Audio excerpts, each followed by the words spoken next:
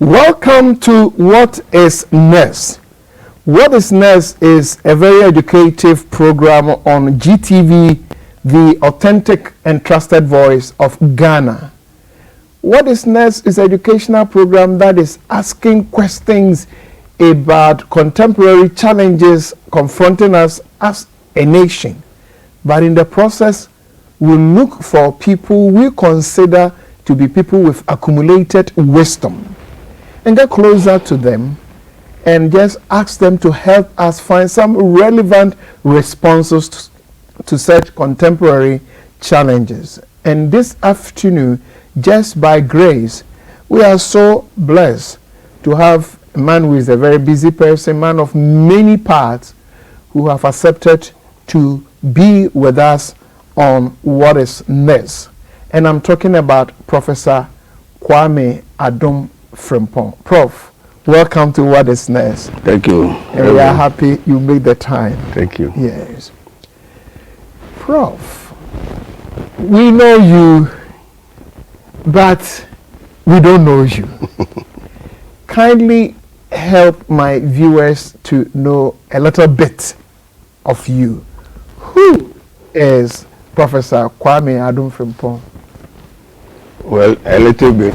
I won't go far. Okay. As you know, my name is Professor Kwame Adom-Frimpong. I'm a chartered accountant by profession. Actually, I have 4 professions. I'm a chartered accountant.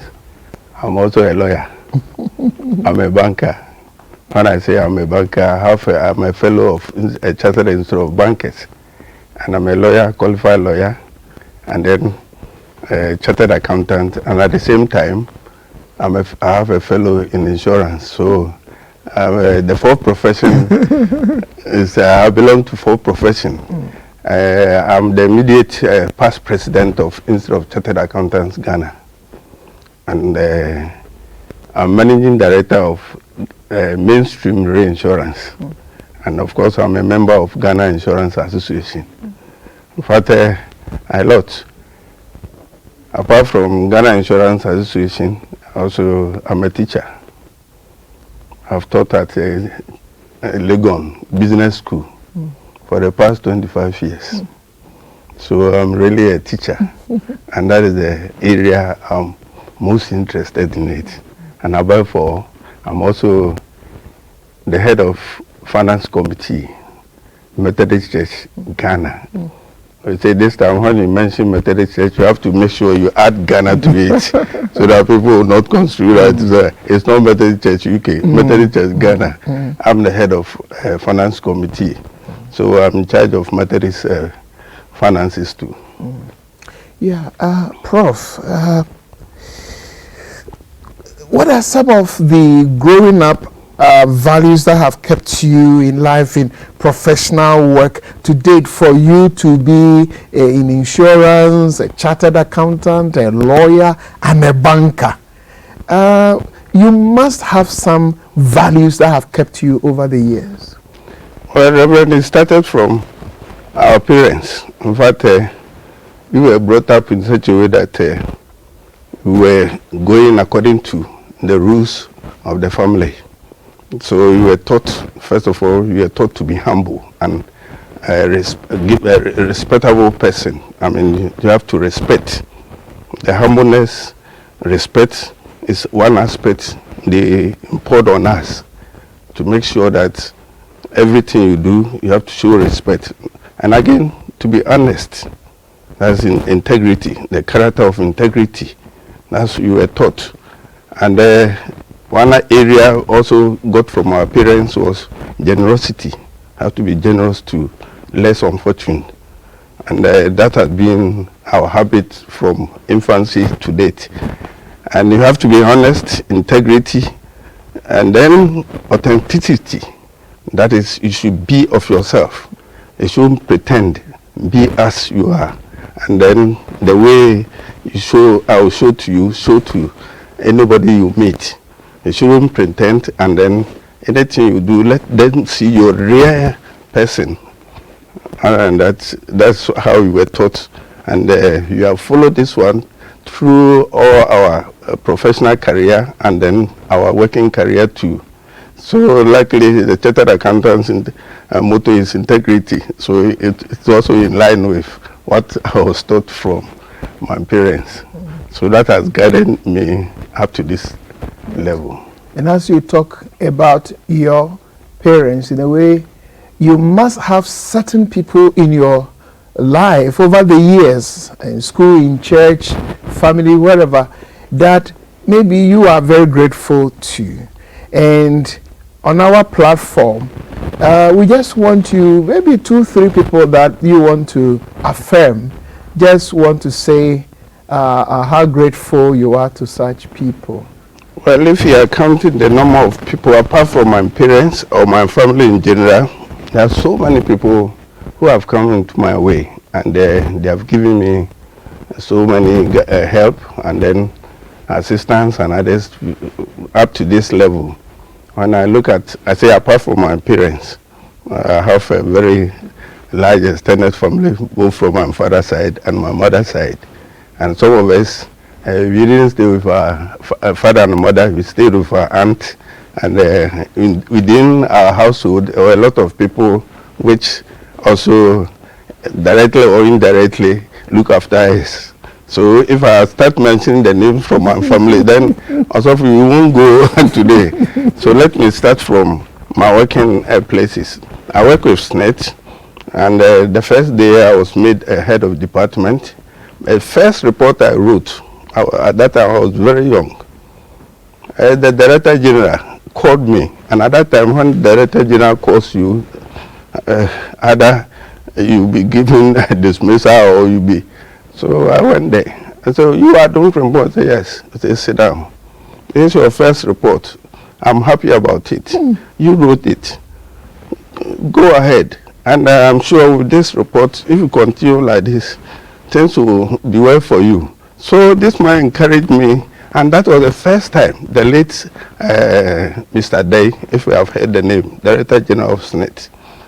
So the man continued to encourage me, write this, then I go and do this job, I will do it, and then every time, until I left the place to my present employment. That's my business career. When it comes to the profession, there are so many people which I look upon. Some people like Mr. Klinogo, some people like our own Major Ablo-Kweku, Keke Sapon, they are out there. And apart from there are some people also behind me. I also look at them to be one of the guys who, the present president of ICA, I taught him ICA is Institute of Chartered Accountant. Yes, he was my student, but still I learned from him. Current CEO, because he had money instead of Chartered Accountant, they're all my juniors, but I still learn from them because I've seen certain things different from them. So if I'll continue to mention them, then I don't think you will live here today. Viewers, this is What is Next, and I'm in conversation with Professor Kwame Adom-Frimpong. And this afternoon we are reflecting on public interest and accountability. Prof, Public Interest and Accountability Committee, which you serve as its chairperson at the moment, was established 10 years ago. Do Ghanaians have significant reasons to celebrate the establishment of PIAC? Well, Reverend, yes. They have a cause to celebrate. It's 10 years now. If you look at the time the committee was formed 10 years ago, where they were coming from and where they have reached, they need to celebrate. There was a time where even they didn't have any office. There was time there was no car, and nobody was prepared to listen to them. Even though the committee has been formed, appointed, the members have been appointed, nobody cares. So through the effort of 1 or 2 people, their own resources, they were able to bring this committee up. And I can tell you now, if you look at the mandate given to the committee, you have 3 main mandates.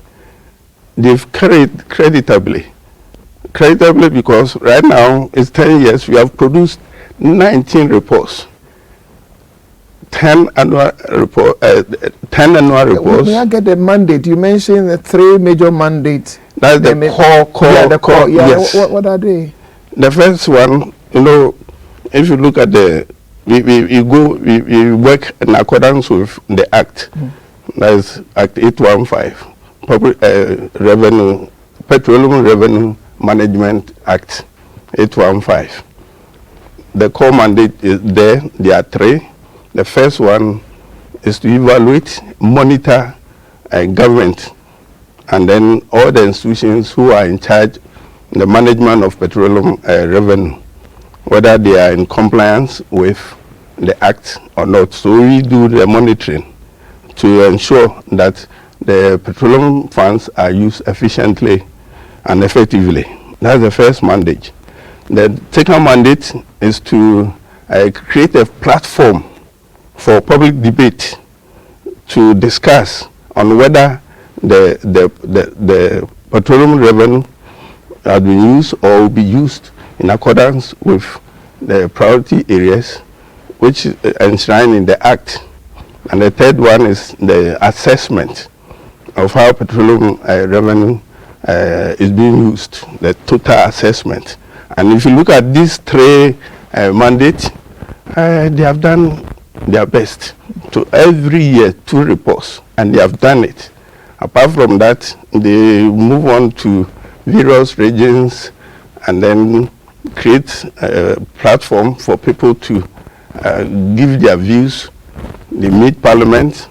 Everything is intact. Considering where they are coming from and where they have reached now, we need to celebrate.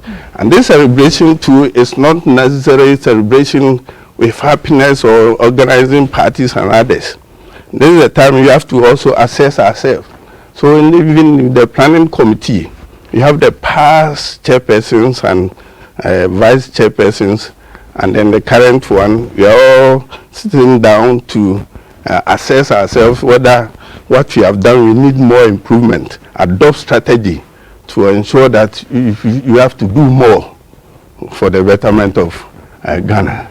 And Prof, you are the chairman of Public Interest Accountability, the body, the independent body monitoring petroleum revenue in Ghana. You are celebrating 10 years of the establishment with the theme strengthening citizens' ownership and understanding of PIAC and its oversight of petroleum revenue management. Now, what is at stake with citizens' ownership and why the need for new strength and understanding? Well, Reverend, you have to remember that we are working for the interests of public or citizens in general. We are not working for ourselves. We are accountable to the people of Ghana. So we listen to, we report to them and then listen to them. Based on that we are able to do our work. So once we report to them, it's just like an agency, principal and agent relationship. You are stewards. Of course, government is the steward, and you have to account for your stewardship to the owners. And the citizens are the owners of the petroleum revenue. All petroleum revenue belongs to, it doesn't belong to government, it belongs to all the people in Ghana. So the access to information is unrestricted to them. Therefore, we have to provide information to them how revenue, petroleum revenue is going on, how we are using it.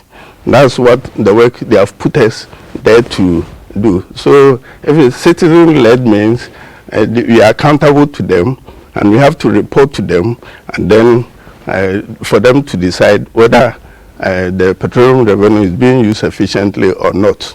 So that's the citizen-led matters. And again, the Act 815 that you mentioned expect PIAC to be citizen-led, as you just mentioned.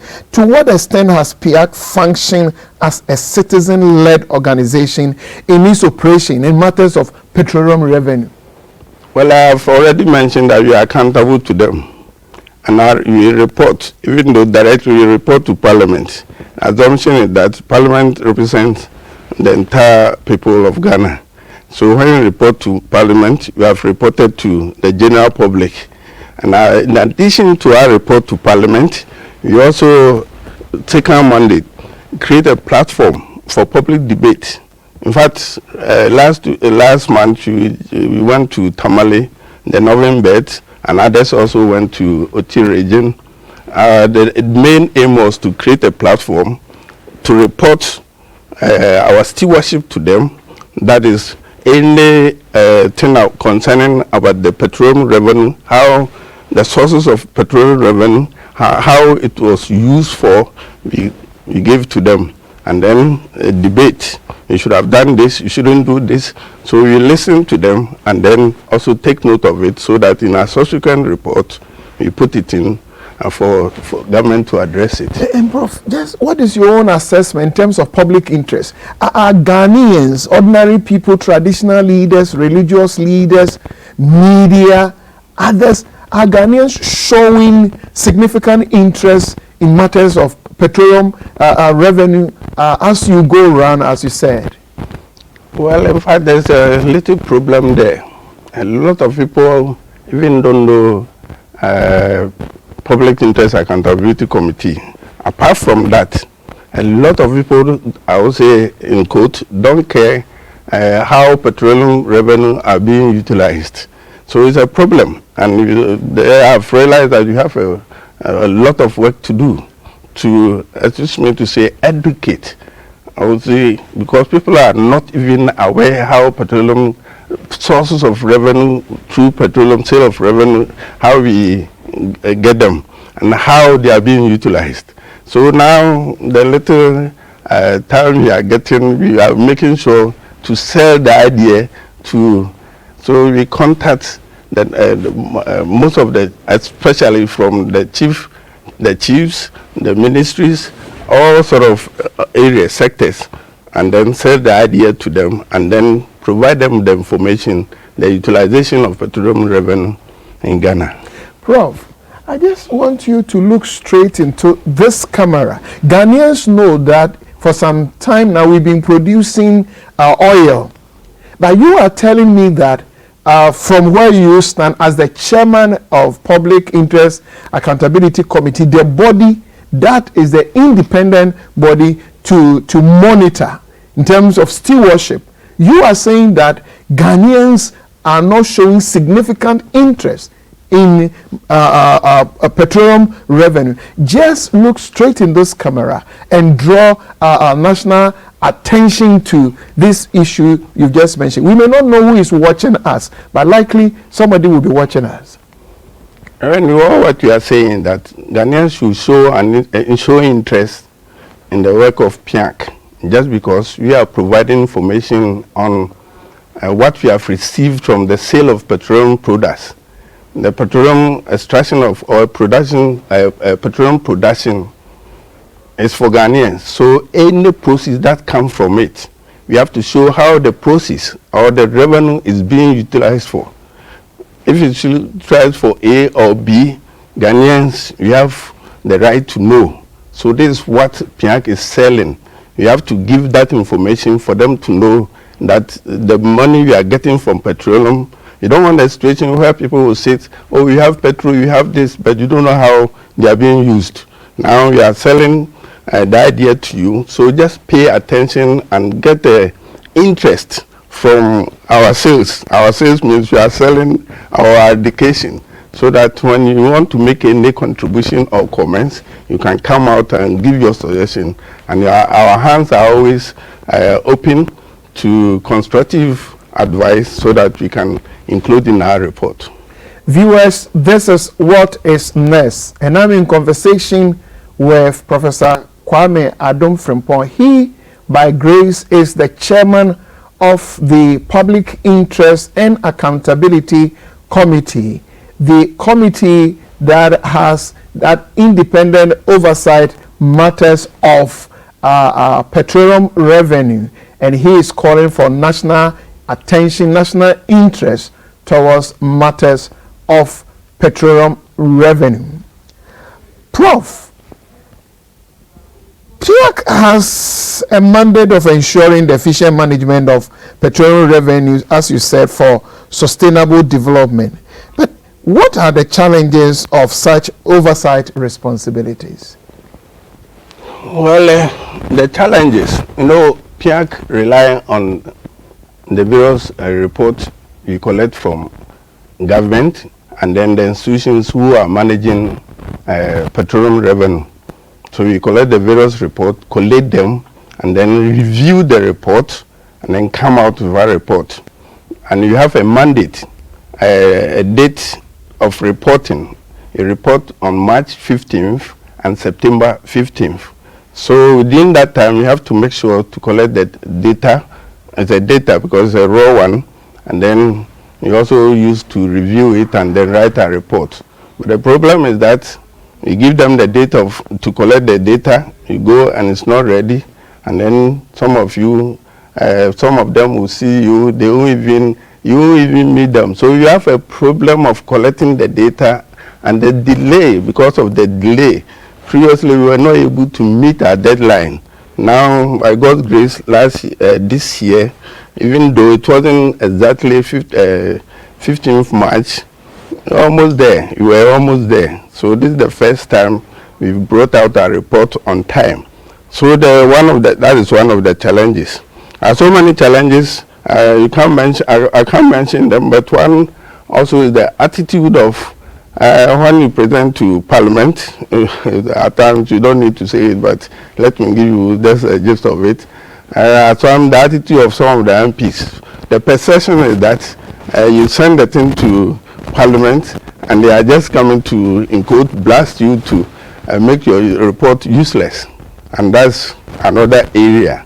So I'm just taking this platform to appeal to our parliamentarians who we report to. Now, anytime we bring a report, let's try to sit down quietly, digest it, and then take action on any matter we have raised. Because some of us have taken all our time to ensure that anything that come out of our report, we have to discuss it, and then if there's any necessary action, we take it. So that's one area. The attitude are not positive at times, and at times too because of partisan attitudes. You see, everybody is just looking at a situation where it affects this party, then argument. Whether it's true, he thinks it's true or it's false, you won't even look at it. Once it's against this party, he will go against it. One is against this party, he will go against it. So you see differences between the parties.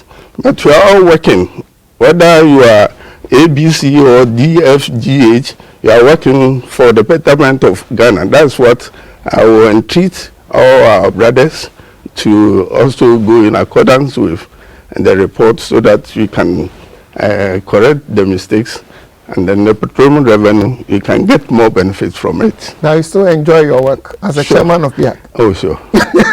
Well, I can't say so many things, but as a chartered accountant, if I'm to weigh the costs and benefits, in terms of values, I will not be there.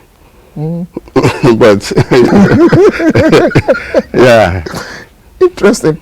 But again, PIAC provides, you mentioned it earlier on, that PIAC provides space and platform for public debate on whether spending prospects and management and use of revenues, petroleum revenues, conform to development priorities as provided under Section 21. Now, how do you determine development priorities areas? Before I answer how to determine priority areas, let me send you back. I think that one is in Section 21 of the PRMA Act. That's Section 21. Okay. We have what we call ABFA. That is annual budget funding amount. This is the amount we take from petroleum revenue and give it to the government to support the annual budget. And through this, we use it for one, to promote, to maximize the rate of economic development. And we use it to promote the equality of economic opportunities. and then you undertake even and balanced development in all the regions. This is what ABFA is used for.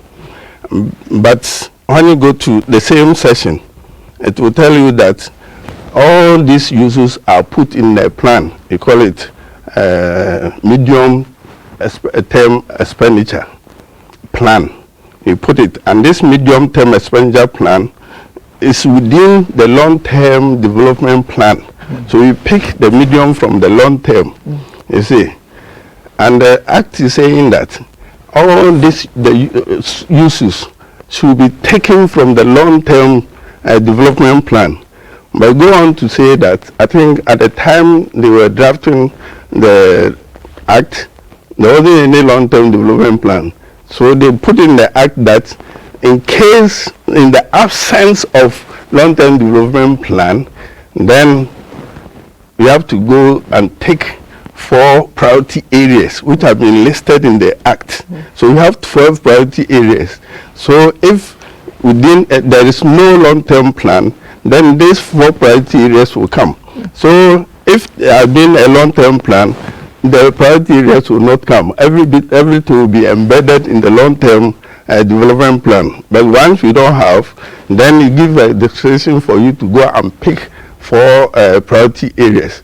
So your question is, how do you determine priority areas for petroleum revenue? Yeah, that's why I'm saying that the Act specifies that where there is an absence of, or where there is no long-term development plan, the minister can choose 4 out of the 12 to be the priority areas. Yes.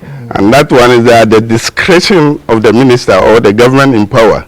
And most of the time, as you know, they put in their manifesto, when I go, I take power, I will do this, I will do this. Once you don't have a long-term development plan, they go to the 12 priority areas and pick what is in their manifesto. But of course, it's already stated there. So whatever they will pick, it's good for Ghana. But Prof, what does it mean to say that the Ministry of Finance should ensure that priority areas selected are approved by Parliament before implementation as required by Section 21? What I was trying to explain to you about the ABFA. Yes. Annual budget funding amount. Yes. The amount we take from petroleum revenue to support the annual budget. Yes. And one of it is you put in under medium-term plan. And that medium-term plan should be approved by Parliament. You see. So the assumption is that these 4 priority areas, which is among the 12, is part of the medium-term plan, which should be approved by Parliament. So in the 4 that they will take, that's where they are going to allocate funds to the 4. They could spread it over the 4. And these should be approved by Parliament before implementation can take place. So if you don't show it to Parliament and then you go ahead, then it's contrary to the Act. Have you been there before, a situation where, say, Ministry of Finance will pick priority areas that have not been sent to Parliament for approval? Have we been there before? Well, they have been sent into Parliament. But what you saw in 2020, if you read our report, we made mention of it, but they also explain. We brought what our findings, and they also explain, the government explained. Clearly, if you look at the previous ones they sent to Parliament, you could see, they give a headline where you can see clearly. But this time, it wasn't like that. That's why we put in a report that it wasn't approved by Parliament. But the explanation was that it was part of the appendix. So once they are saying part of appendix and Parliament also approved, we are treating them that no, if it's consistency, is one of the concepts which we have to follow. If you have to show it clearly for Parliament to approve it. If you put it under a carpet, it's always very difficult to people to know your priority areas.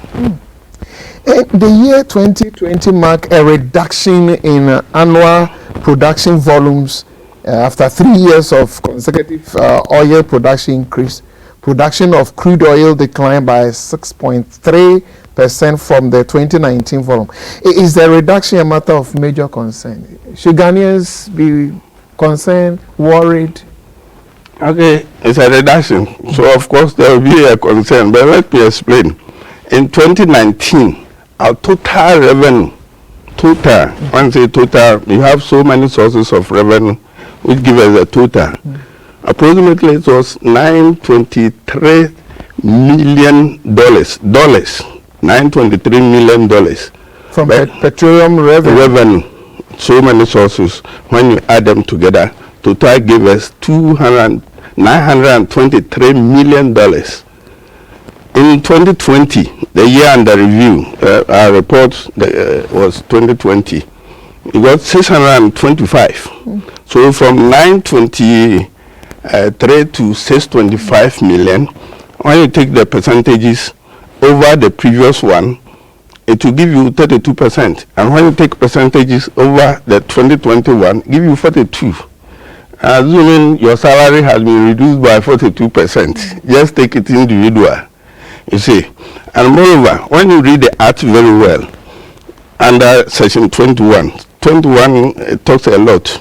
70% of the ABFA, the amount we take from petroleum to support the budget for developmental purposes, 70% is meant for capital expenditure. When we say capital expenditure, that's capital investment for projects. Like, help us to know some specifics about capital investment. Where you direct oil or petroleum revenue? We have to, let me bring into accounting. Okay. We have capital expenditure and revenue expenditure. The revenue expenditure is day-to-day expenses like paying salaries, paying for stationery, paying for this. But when you talk of capital expenditure, you mean an asset like roads, you see, like I'll say buildings, like now we have, you are developing the railways and others, they're all capital. Like infrastructure, schools and others, they're all capital. And 70% of the ABFA, the amount we take from petroleum revenue to support the budget, 70% is used for that. And assuming it has been reduced by 41%, the amount we give to support has been reduced. So what is the repercussion or the implication? It means the projects and others cannot go on. So you ask me what is our concern. I just first of all told you that if you are earning 2,000 salary and reduced by 41% and they come to 1.2, look at how are you going to survive? We are getting 925 million and we have got 600. So a lot of projects. Prof, again, I want you to look straight into this camera. We are not doing political bidding of anybody, but you as the chairman of Public Interest Accountability Committee, the body monitoring petroleum revenue, you are saying that petroleum revenue that we need or our government need for investment has been reduced. Now, it means a lot. And talk to whoever is watching us that we may not have some of the things we have been looking for. That's what I hear from you, that amount of money that should go into capital invest, roads and schools has been reduced. Now, talk to my viewers. Maybe the government has not been bold enough to tell us that the money that we need for the things we are looking for, including even free SHS, the money has been reduced. But let it come from you because you chair PIAC. Well, we are in a situation when you talk to the left people, there's a problem. When you talk to the right, talk to the right, there's a problem. But where we are faced now, whether there's a problem at the left side or right side, mine is to shoot the ball to the net. But in reality, I mean, you have $923 million and it has been reduced to 625 million, about 41 or 31% reduction. There is no way the project you have earmarked can be done.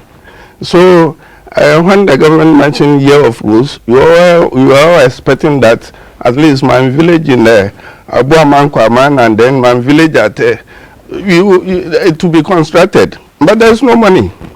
That is the reality. It's a fact. There's no money because the money for investment could not be, obtained because of one or two reasons.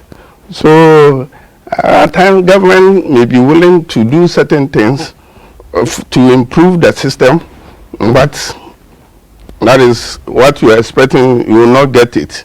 Because what happened to us was quite different over and above the control of the government. So at this particular moment, I would say, because of unforeseen contingencies that happened to us, we could not, the projects which probably the government wanted to do, it could not do it because of the problems, why we could not attain the estimated revenue. Viewers, this is what is next on GTV, the authentic and trusted voice of Ghana.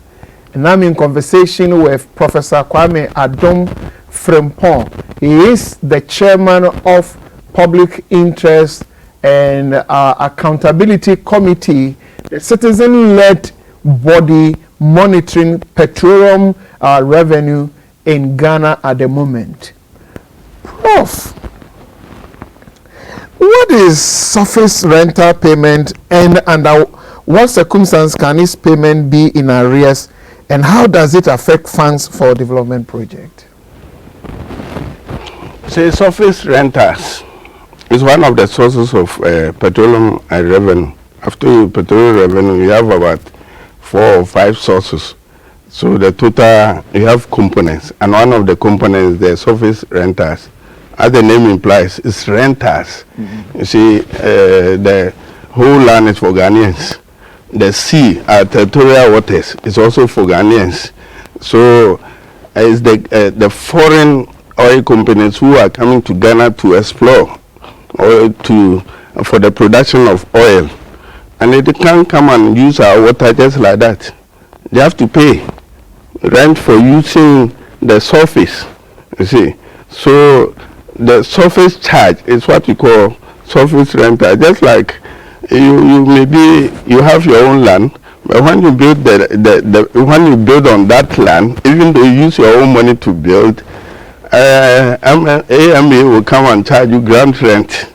So the ground rent you pay for your building, the surface rental is what they pay for the use of working within the territorial waters. That's what we call it. It is paid annually, and it is paid based on the measurement as square kilometers.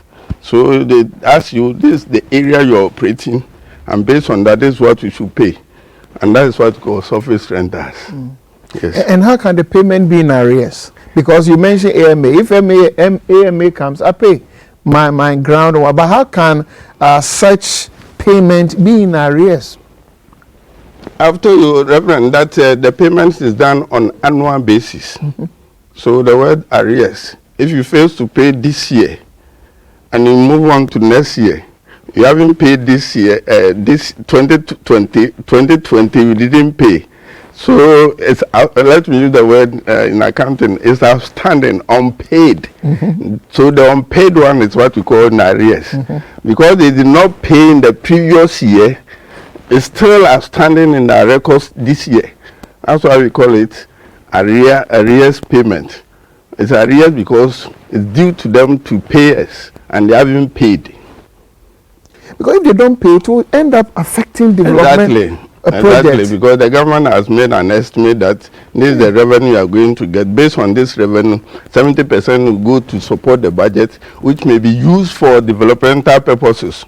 And I didn't pay. And do we have a legal framework, a legal, that respond to that? You're also a lawyer, that can somebody be in arrears and so he's in arrears, or? We discussed about this, and if you look at our report, that's the first item on our findings.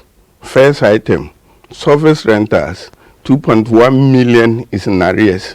And that 2.1 million, is this cedis or dollars? Dollars, million in arrears. And we need this money for roads. Yes. Ghanaians are calling, fix the country. If my village get even 0.0, and why are we not talking about that? Those who are in petroleum extraction are owing this poor country.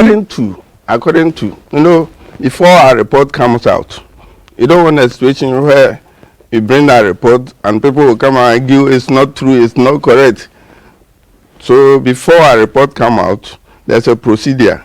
You call those institutions who are involved or who are in charge to come and answer. So you report the findings, and then their response, you also bring it. According to GRA, they are saying that they don't have the mandate.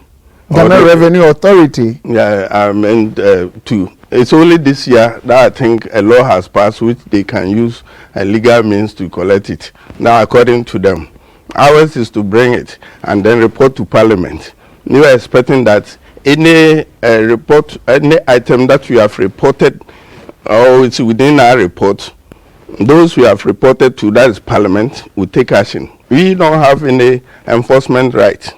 There is nothing we as a PIAC can enforce it or prosecute. So we are limited over there. So we expect Parliament to take action. But of course, GRA has promised that now they have the right to go ahead and collect it, so using legal means. So we are expecting that in our next report. One thing is that if you don't do it, you can report it about 100 times. Ours is to bring to the attention of the institutions who are in charge, and that's exactly what we are doing. So as for enforcement, you are limited. And what's the relationship between PIAC, Public Interest Accountability Committee, and GNPC? Oh, GNPC, initially, they were the regulators before a petroleum commission came. But of course, they are in charge of the petroleum, everything, they are in charge, you see. So we have a money which we give to them for the day-to-day working on the petroleum extraction. They are in charge of it by the GNPC. So all the money, we have a portion which goes to them to meet the running aspect of the petroleum production. Yeah. You know, the act that established PIAC require PIAC to submit copies of your report to Parliament, as you have said earlier on. But earlier on, you gave me impression of the kind of politics that when it comes to petroleum revenue, you know, there are those who are waiting to hear, if you like, bad news. And then there are those who are also waiting not to hear bad news. Is this something that can we do things differently when it comes to petroleum revenue? What can we do that those of you, the citizen-led body, can be strong and effective, and Ghanaians can know that we are getting the best? Because when the politicization continues, you know, where do we go from here? What do we do? Reverend, I've already mentioned that because of political affiliation or partisan attitude or behavior, even if it's when you are reporting and it affects one party, then they have to argue over it when they affect that. But I think let's all come together, because if there's a development and we all enjoy equally, you don't have ABC party and you don't have KCC party. I don't want to mention the names because So when our findings come out, we expect that genuinely all should come together and support it, and let's find a solution to it so that in future such a problem will not reoccur, and the necessary benefit we are getting from it, we can also get it, and then we all improve our welfare, well-being of the well-being of Ghanaians. So I just want us all to work together. PIAC is an independent body. Piank, we don't play politics there. You see, and we don't, government doesn't interfere in Piank affairs. That one I can say with 100% confidence that even the current government, no political interference. So we take our decision on our own, even though our secretariat is being run, the budget allocation, we give a budget allocation to run our secretariat. Government doesn't come in at all. And even if you look at our composition, you see you have 13 membership. They come from various sources. National House of Chiefs, Institute of Chartered Accountants, Journalists Association, Bar Association. So how can you influence such a people? A faith-based organization, Christian Council, group, Muslim group, Catholic bishop. Yes. So the influence is nil. So anytime we take a decision, strengthen this point. At least we know Ghana is so politicized, but at least what you are mentioning is very encouraging, that we have certain bodies that have not been politicized. So can you just let Ghanaians know and build confidence in PIAC that what you are doing, even though when you go to Parliament, you are giving me impression that but your work has not been politicized. So at least it gives hope. Who knows who is watching us? Reverend, what I'm saying that as far as PIAC affairs are concerned, there's no politics. There is no government interference. I've been with PIAC for almost 2 years now. I haven't received any directive from government. And even though we are relying on government for our secretariat running, budget allocation, we receive it instantly. Government has not come out and said, do this, do this, do this. We come out with our own report. Any decision that we take is our responsibility, and we come out without any interference. So looking at our composition, we represent entire citizens of Ghana. So any decision that we take, we entreat people to take it genuinely. That is not coming from this party, is not coming from this party. The decision we take, because it will benefit Ghanaians, that's why we take this decision. It's not benefiting one party and benefit another. It benefits us all. So any decision we take, let's all come together, embrace it, and make sure that we utilize it for the benefit of the whole citizen. Thank you very much, Prof. You've been wonderful. Thank you. Viewers, this is What is Next. I would wish we will continue this conversation, but definitely we will need Prof another time. So, I've been in conversation with Professor Kwame Adom-Frimpong. He is the chairman of Public Interest and Accountability Committee, and we have been reflecting on public interest and accountability. We will come your way same time next week, God willing. Till then, Ghanaians, let us show interest in petroleum revenue, and let us make sure we get the best out of it for ourselves today and tomorrow. Till we meet again, my name is Kwabena Opuni-Frimpong. Stay safe. COVID is still with us, but may God bless our homeland Ghana, make this dear nation of ours great and strong.